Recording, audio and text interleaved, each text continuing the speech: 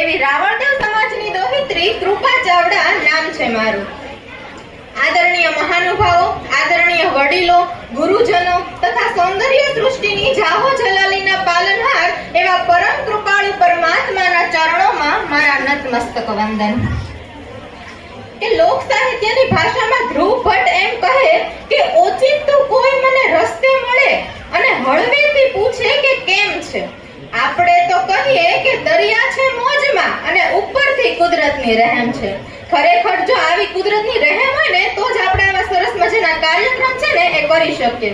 સૌપ્રથમ હું અહીંથી વિશેષ 5 વ્યક્તિઓને વંદન કરવા ઈચ્છું છું કે જેઓનો આપણા જીવનમાં બહુ મોટો ફાળો છે।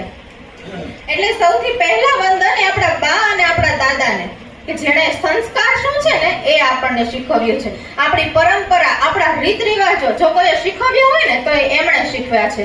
બીજા વંદન એ દરેક પિતાને કે જેઓ રાત દિવસ મહેનત કરીને ઠંડુ ટિફિન ખાય છે, ગરમા ગરમ જમતા નથી કારણ કે પોતાનો પરિવાર છે ને એ ગરમા ગરમ જમી શકે, પોતાના બાળકો છે ને એ ગરમા ગરમ એને જમી શકે અને પોતાનો અભ્યાસ કરી શકે, પોતાના સંતાનોને ઉચ્ચ કોટીના જેટલા પણ શોખ છે ને એને આપી શકે। એટલા માટે દરેક પિતા છે એ ઠંડુ ચલાવી લે છે।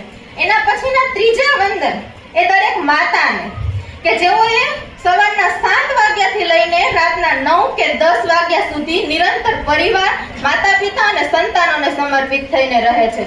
ખરેખર આ દરેક સમાજની સ્ત્રી નથી કરી શકતી। એટલા માટે એના પછીના વંદન એ દરેક દાતાશ્રીઓને, અહીંયા એવા દાતાશ્રીઓ પણ ઉપસ્થિત છે ત્યારે મારે કહેવું છે કે ધારો કે ચંદ્ર સે તેજ छिपे नहीं, सूरज छिपे नहीं बादल छायो, रणे चढ़्यो रजपूत छिपे नहीं, दाता छिपे नहीं માંગનાયો। આપણી વચ્ચે એવા દાતાશ્રીઓ પણ ઉપસ્થિત છે। દાતાને ખબર પડે કે અહીંયા મારે આપવાની જરૂર છે। દાતા એવા હોય કે જેની પાસે આપણે માંગવું ના પડે, એટલે એવા દાતાશ્રીઓ પણ અહીંયા ઉપસ્થિત છે ત્યારે એવા દાતાશ્રીઓને પણ મારા વંદન। એના પછીના વંદન આયોજક સમિતિને કે જેઓએ રાત દિવસ મહેનત કરીને આપણે થોડાક સમય પહેલા જ નક્કી થયું હતું કે આવો એક કાર્યક્રમ કરવાનો છે અને આજે વરસાદના વાતાવરણમાં પણ ઘડિયાળ સામું જોયા વગર જેઓ નિરંતર આપણા સમાજ માટે કાર્ય કરે છે, એકવાર એવા આયોજકોને જોરદાર તાળીઓથી વધાવીએ। અહીંથી આ 5 વ્યક્તિઓને વિશેષ વંદન કરીને મારે આગળ જવું છે ત્યારે સૌથી અગત્યની વાત કે લાખો કે કરોડોનું તમે તમારા ખીચામાંથી જો દાન આપશો ને તો સંભવ છે કે ભવિષ્યમાં તમે પૈસા કમાઈ શકો છો।